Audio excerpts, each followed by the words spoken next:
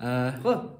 This will be a demonstration of proposition 14 from book 3 of Euclid's Elements, which states that in a circle, equal straight lines are equally distant from the center, and the converse, that straight lines which are equally distant from the center are equal. This is like proposition 3.3, where in the same proposition we have a statement and its converse proven at once.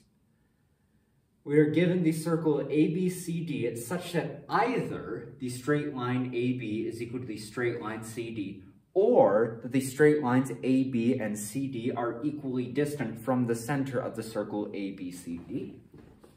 So what that looks like is we have some circle ABCD.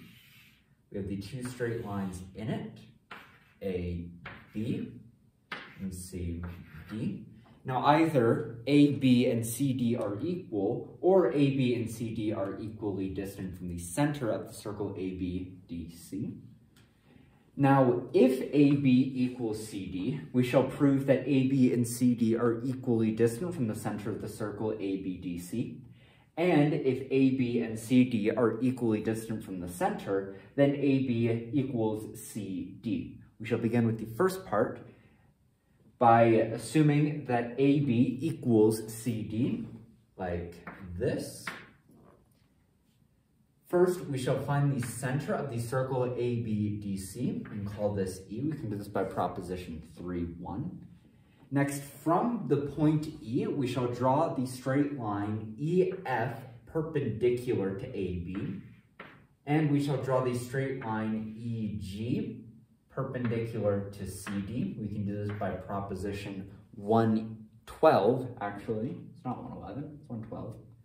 And finally, we shall join these straight lines AE and EC, like so. We do that by postulate 1, obviously. Now, because EF is perpendicular to AB and EF passes through the center, we know that by proposition 3.3 that EF also bisects the straight line AB at the point F, so that AF is equal to FB. And if this is so, then by a property of magnitude, or not by a property of magnitude, this is actually just common notion 2, we can say that the whole straight line AB is equal to double the straight line AF. Similarly, we can show that CG is equal to GD because EG is perpendicular to CD and EG passes through the center. Therefore, it also bisects. Actually, if they're equal, then their halves are also equal. So let's do that. So if EG passing through the center stands on the straight line CG at right angles, then we can say that EG also bisects the straight line CD at the point G. That's proposition 3.3 again. Now, if AB is equal to CD, then their halves will also be equal by a property of magnitudes. And so we can say that AF is equal to CG. And if AF is equal to CG, then the squares on either will also be equal, so that the square on AF equals the square on CG. Again, that is a property of magnitudes. Now we know that AE is equal to EC because they're both radii of the same circle. So by definition 115, we know they must be equal. And if they are equal, then similar to the previous step, we know that by a property of magnitudes, these squares on them are also equal, so that we can say that AE squared is equal to EC squared.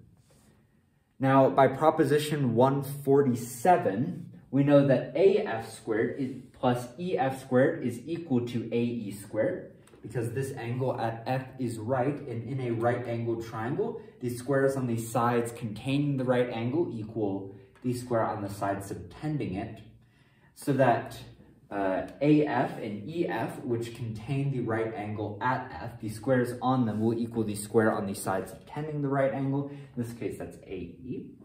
Similarly, we can also say that EG squared plus GC squared equals EC squared. So by common notion 1, because we know that AE squared is equal to EC squared, we can say that AF squared plus EF squared is equal to EG squared plus GC squared. Again, that's common notion 1.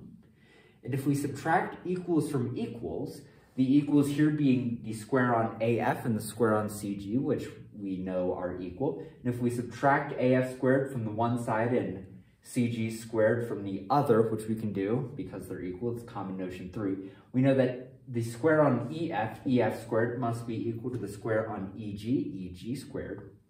And if we know that that EF squared is equal to EG squared by another property of magnitudes, we can say that that EF is equal to EG. If the squares on them are equal, then, well, the side on which the squares are also equal. So we can say that EF is equal to EG. And if EF is equal to EG, and we know that EF is perpendicular to AB and EG perpendicular to CD, we know that the perpendiculars to these chords are also equal.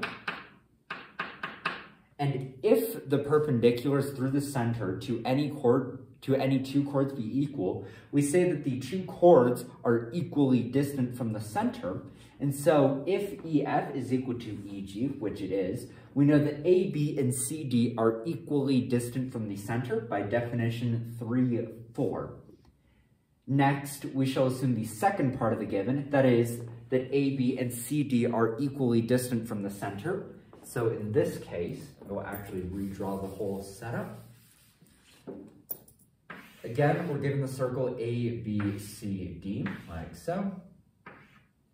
C, D, A, B. But in this case, we know that they're equally distant. So if we take the same construction as we did in the first step, first by finding the center as point E by prop 3.1, then through point E, we draw EF perpendicular to AB and EG perpendicular to CD. We can do that by proposition 112. I'm feeling I may have said before that it was by 111. That's my bad. And in this case, because we know that AB and CD are equally distant from the center, we don't know that AB and CD are equal, but we do know that the perpendiculars to them from the center are equal. That is, that EF is equal to EG. So we're given that. And then similar to the step up here, we can find that AB is double AF and CD is double CG. Now we know that AE, I forgot to draw, it's by postulate 1 again. We know that AE is equal to EC by definition 115. So the squares on them naturally will also be equal. So that AE squared is equal to EC squared. And again, like the previous step, using a combination of 147 and common notion 1, we can say that EF squared plus FA squared equals EG squared plus GC squared. Now, we know that EF is equal to EG just right off the bat. That was given to us. And so the squares on them will also be equal. So that EF squared is equal to EG squared. And if these are equal, then we can subtract them from both sides and get equal remainders. That's common notion 3. So if we take away EF squared from the one side and EG squared from the other side, we arrive at the fact that FA squared is equal to GC squared. Again, that's simply common notion 3. And if FA squared is equal to GC squared, again by a property of magnitudes, we can say that FA is equal to GC. And if two straight lines be equal, then their halves will also be equal. And the half of FA is AB. Or no, my bad. If we know that two straight lines are equal, then the doubles are equal. And so AB being the double of FA and CD being the double of GC, we can then say that AB is equal to CD. It's a property of magnitudes.